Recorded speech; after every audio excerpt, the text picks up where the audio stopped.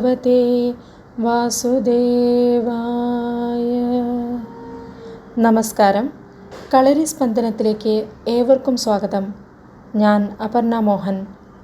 ശ്രീമദ് ഭഗവത്ഗീതയുടെ കഴിഞ്ഞ ലക്കത്തിൽ 9-ാമത്തെ അധ്യായത്തിലെ ആദ്യത്തെ 5 ശ്ലോകങ്ങൾ നാം കണ്ടുകഴിഞ്ഞു. ഇനി ശ്ലോകം 6. യഥാകാശസ്ഥിതോ നിത്യം വായുഃ സർവത്ര ഗോ മഹാൻ തഥാ സർവാണി ഭൂതാനി മത്സ്ഥാനീത്യുപധാരയ.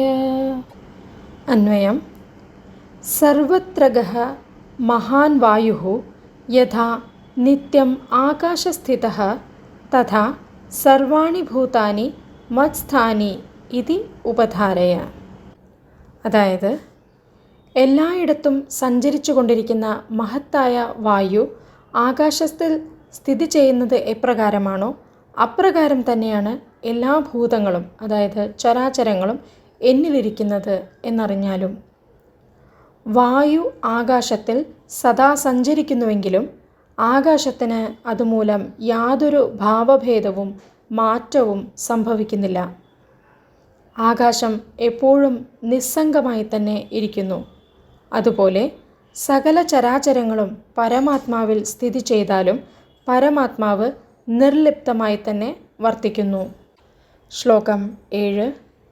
സർവഭൂതാനി കൗന്ദേയ പ്രകൃതിം യാന്തി മാമികാം കൽപക്ഷയേ പുനസ്താനി കൽപാദോ വിസൃജാമ്യഹം. അന്വയം: കൗന്ദേയ, കൽപക്ഷയെ സർവഭൂതാനി മാമികാം പ്രകൃതിം യാന്തി പുനഃ കൽപാദൗ താനി അഹം വിസൃജാമി. അതായത്, അല്ലയോ അർജുന, കൽപ്പാവസാനത്തിൽ, അതായത് ബ്രഹ്മപ്രളയകാലത്തിൽ സകല ചരാചരങ്ങളും എൻ്റെ പ്രകൃതിയിൽ ലയിക്കുന്നു. വീണ്ടും കൽപ്പാരംഭത്തിൽ അവയെ ഞാൻ പുറത്തേക്ക് വിടുന്നു. ശ്ലോകം 8. പ്രകൃതിം സ്വാമവഷ്ടഭ്യ വിസൃജാമി പുനഃ പുനഃ ഭൂതഗ്രാമമിമം കൃത്സ്നം അവശം പ്രകൃതേർവശാത്. അന്വയം: സ്വാം പ്രകൃതിം അവഷ്ടഭ്യ പ്രകൃതേഃ വശാത് അവശം ഇമം കൃത്സ്നം ഭൂതഗ്രാമം പുനഃ പുനഃ വിസൃജാമി. അതായത്, പരയായും അപരയായുമുള്ള എൻ്റെ പ്രകൃതിയെ അധിഷ്ഠാനമാക്കിയിട്ട് സ്വഭാവമനുസരിച്ച് അസ്വതന്ത്രമായ ഈ മുഴുവൻ ഭൂതസമൂഹത്തെയും വീണ്ടും വീണ്ടും ഞാൻ സൃഷ്ടിക്കുന്നു. അവശം ഭൂതഗ്രാമം എന്നതിന് സ്വഭാവത്തിൽ തന്നെ അവിദ്യാദി ദോഷങ്ങളെ കൊണ്ട് പരവശപ്പെട്ടിരിക്കുന്ന ഭൂതസമൂഹം എന്ന് ശങ്കരഭാഷ്യം. ശ്ലോകം 9. ന ച മാം താനി കർമാണി നിബധ്നന്തി ധനഞ്ജയ ഉദാസീനവദാസീനമസക്തം തേഷു കർമ്മസു. അന്വയം: ധനഞ്ജയ, തേഷു കർമ്മസു അസക്തം ഉദാസീനവത് ആസീനം മാം താനി കർമാണി ന നിബധ്നന്തി ച.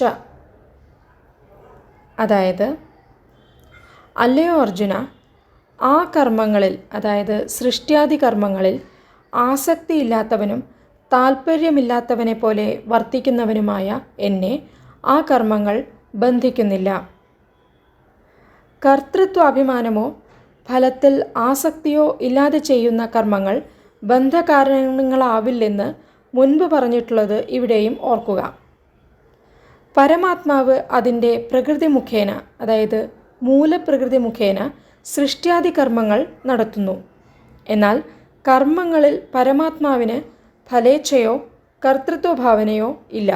ആകയാൽ അവ ബന്ധകാരണങ്ങളുമല്ല. ശ്ലോകം 10.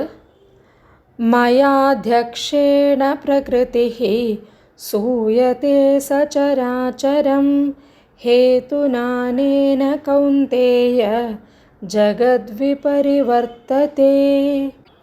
അന്വയം: കൗന്ദേയ, മയാ അധ്യക്ഷേണ പ്രകൃതിഃ സചരാചരം സൂയത്തെ. അനേന ഹേതുന ജഗത് വിപരിവർത്തത്തെ.